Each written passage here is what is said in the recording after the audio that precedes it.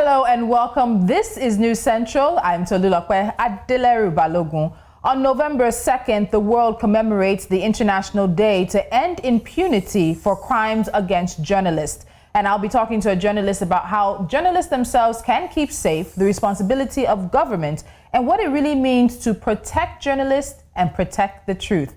I have Jonathan Lyamgohn joining me. He is a journalist with a career spanning across over 24 years in broadcasting. He's been in front and behind of the microphone, both at radio and TV stations. Jonathan, thank you so much for joining us. Thank you. My pleasure.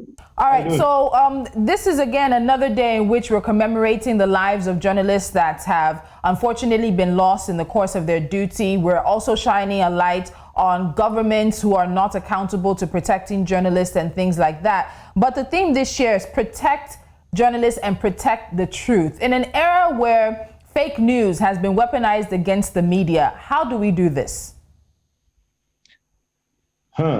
Yeah, that's a.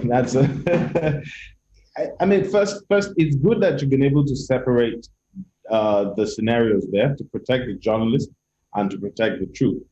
However, in doing one, you invariably would most likely end up doing the latter, because when the journalist is protected, the journalist is guaranteed, like, the ability to do their work without fear, without fear of intimidation, without fear of censorship, without any other fears that usually come in.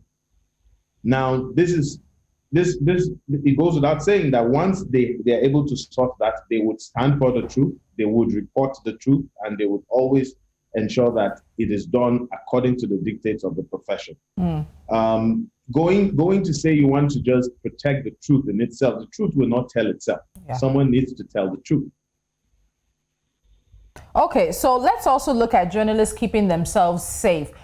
In countries like Nigeria and even across the African continent, it can be oftentimes very difficult to protect yourself as a journalist. There are vested interests in play. There are media organizations, be it newspapers, radio, TV, even online, that are even owned by politicians. So you find yourself sort of in a minefield when it comes to doing your work. What can journalists do to protect themselves in scenarios such as this, and even just generally in doing their jobs?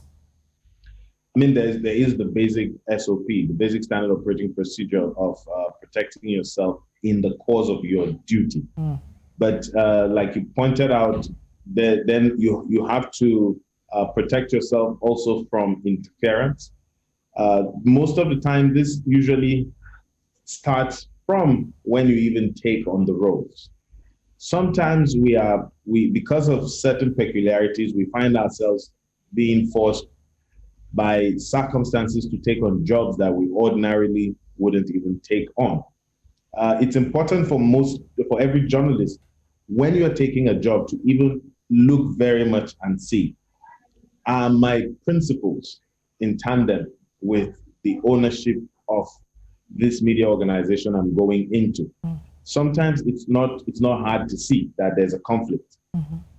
It's also important to look and see what are the editorial values of this media organization.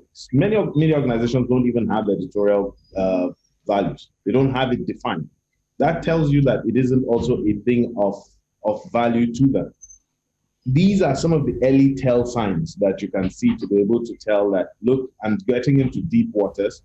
I'm going into a place where I may not be able to get myself out. But once that is done, then I think the rest of it now starts to be, in the course of doing your job, there are the usuals that we're always told. They say dead journalists don't report. You need to be alive to be able to report. Before going into a danger zone, it's important to first consider your safety. While it's important to be at the heart of the action, it's equally very important that you need to be alive. So sometimes you need to stand far off, far away from the place of action, find other alternative ways of getting information.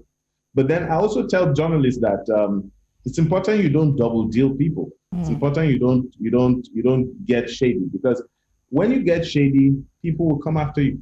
Yeah. And it's hard for you to protect yourself. And it's interesting when you say that journalists, if they do get shady, people will come after them.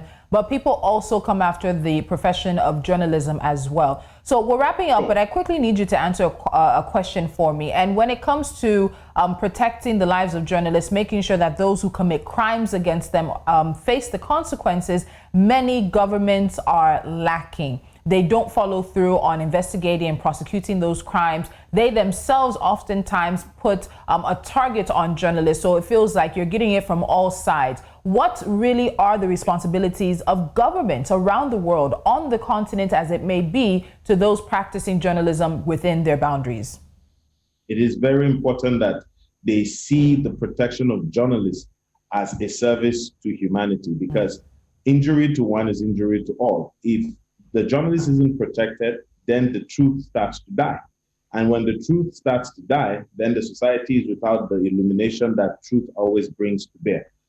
In Nigeria, we have cases of journalists that have been killed. Some Delegiwa is still an unsolved mystery. Bagauda Kalto is still an unsolved mystery. It's important that it shouldn't just be lip service.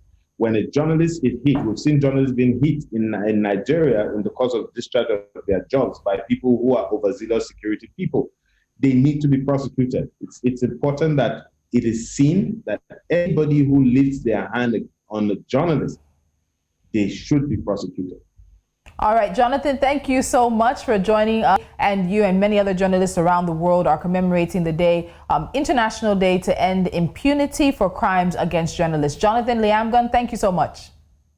Viva. Thank you. Thank you. And that's it. This is, of course, News Central. I'm Tolulope. Adeleru-Balogun. Do stay with us. There's much more.